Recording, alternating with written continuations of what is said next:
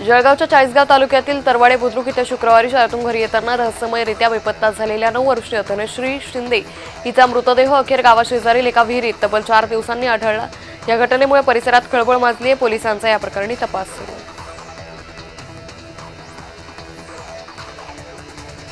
भीमाशंकर मंदिरात सुरक्षा रक्षकांकडून भाविकांना धक्काबुक्की करण्यात आली। व्हीआयपी दर्शनावरून बुलढाण्याचे भाविक आणि सुरक्षा रक्षकांमध्ये वाद झाला। सुरक्षा रक्षकांनी धक्काबुक्की करून भाविकांना हुसकून दिल्याचा आरोप होतो।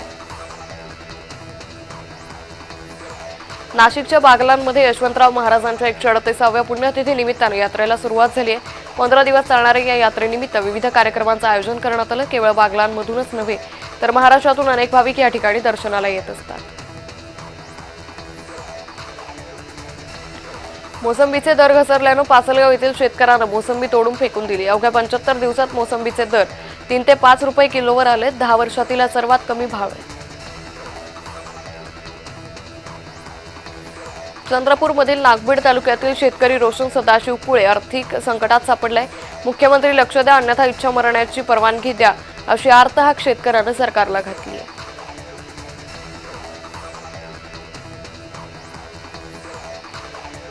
येवल्यात शेतकऱ्यांनी महावितरणवर आक्रोश मोर्चा काढला। रात्रीची वीज नको दिवसा वीज द्या या प्रमुख मागणीसाठी शेतकऱ्यांनी महावितरण कार्यालयावर आक्रोश मोर्चा काढला।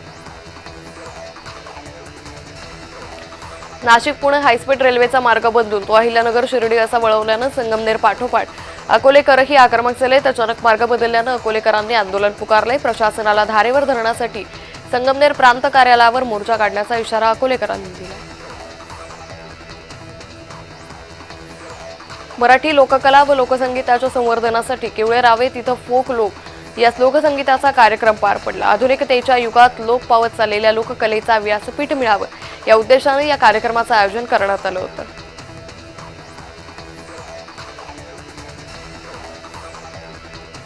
भंडाऱ्याच्या कृषी विभागात कार्यरत असलेले गणेश शेंडे यांनी बहुउद्देशीय शेतीचा आदर्श उभा केलाय।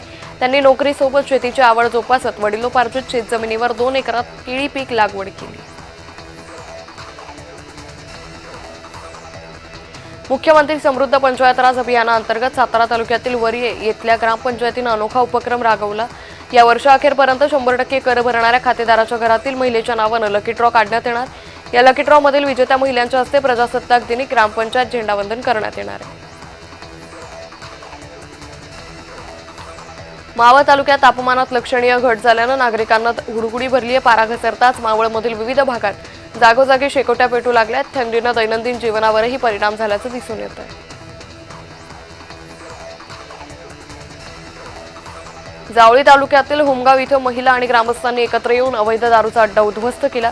अवैध दारू अड्ड्यावर महिलांचा संताप आहे। पुन्हा या गावात दारूधंदा सुरू करू नये असा इशारा महिलांनी दिला। खुलताबाद तालुक्यात पिंपळगाव इथं सार्वजनिक स्मशानभूमी नसल्यानं ग्रामस्थांनी संताप व्यक्त केला। ग्रामस्थांनी अनेक वर्षापासून स्मशानभूमीची मागणी करूनही प्रशासनाकडून दुर्लक्ष होत असल्याचा आरोप आहे।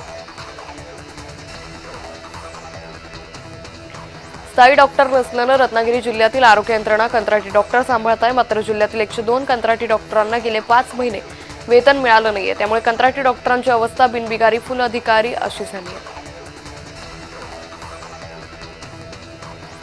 लाखांदूर बंदला नागरिकांनी उत्स्फूर्त प्रतिसाद दिला। 5 वर्षीय चिमुकलीवर परप्रांतीयाकडून अत्याचार प्रकरणी उघड आल्यानंतर नागरिकांमध्ये तीव्र संतापाची लाट आहे। छत्रपती शिवाजी महाराज चौक ते तहसील कार्यालयापर्यंत निषेध मोर्चा काढला।